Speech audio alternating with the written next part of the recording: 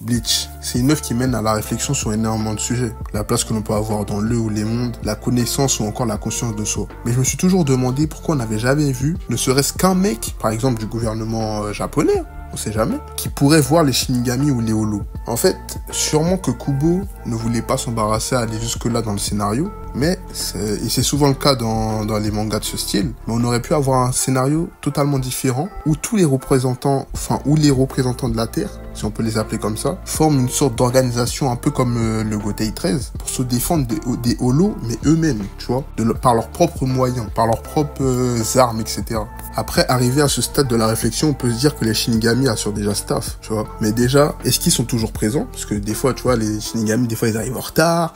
Tu vois, c'est un peu comme la police, tu vois. Ils sont pas très efficaces de temps en temps. Mais en plus, on sait que c'est dans la nature de l'humain d'aimer pouvoir se défendre seul, tu vois. De pouvoir prendre les choses en main directement. En fait, moi, je me dis qu'il y a dû, à travers le temps, avoir d'autres êtres humains, tu vois, un peu plus random, qui ont eu un éveil spirituel, sans pour autant être des Shinigami, des Quincy ou autres. Du coup, il y a un monde où les humains auraient pu, par exemple, se rebeller, tu vois, entre guillemets, et affronter eux-mêmes les holos. Au vu des dégâts de fou que ces derniers ont fait sur la Terre, cela aurait sans doute été utile et même vital pour les êtres humains. Bon, là, je vais aller un peu loin, mais si on joue le RP à fond, les holos, c'est une menace, bien sûr, physique pour les humains, avec le risque important de mort, mais les holos, et surtout les combats holo-shinigami, ont un impact sur l'environnement global de la Terre. Déjà, sur les infrastructures, etc., les immeubles, il y a beaucoup d'accidents, beaucoup de trucs, mais si ça touche l'environnement global, ça touche aussi tout ce qui est économie, etc., tu vois, en fait,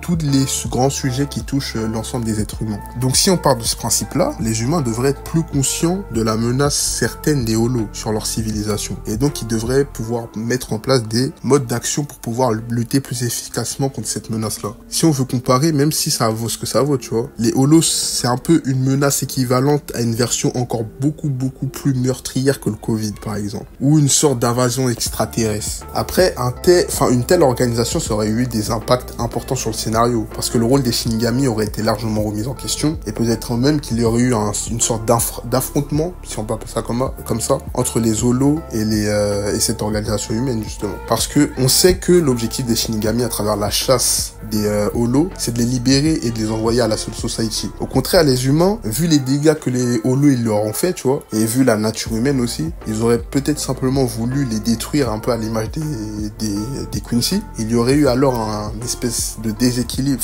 un déséquilibre total des mondes dans Bleach. En fait, les rôles n'auraient plus été partagés et ça aurait créé une espèce de discorde, on va dire. Après, on peut aller encore plus loin, tu vois, dans les scénarios farfelus, hein. On peut aussi penser que les humains les plus riches ou les gouvernements, ayant conscience de la menace des holos, auraient par exemple employé des Shinigami, les Shinigami les plus forts, pour avoir une protection par rapport aux holos, un peu une sécu rapprochée, on va dire. Mais déjà, est-ce que les Shinigami ils auraient accepté? Et contre quoi ils auraient échangé cette sécurité, on va dire? Parce que l'argent, bon, ils en ont pas besoin, les Shinigami, je crois.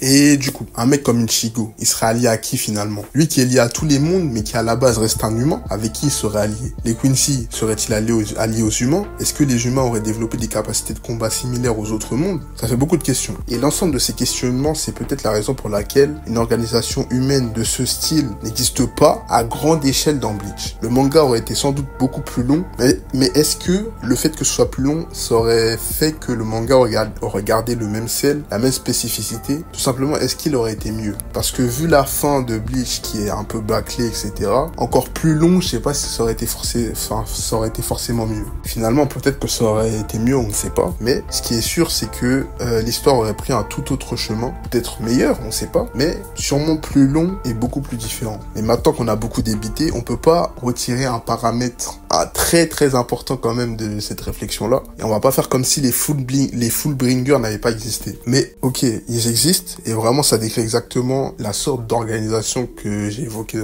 dans cette vidéo. Mais à part la vengeance ou leurs objectifs personnels, ils n'ont pas vraiment d'objectifs plus grands qu'eux qui les dépassent en termes d'organisation, on va dire. C'est pourquoi j'ai évoqué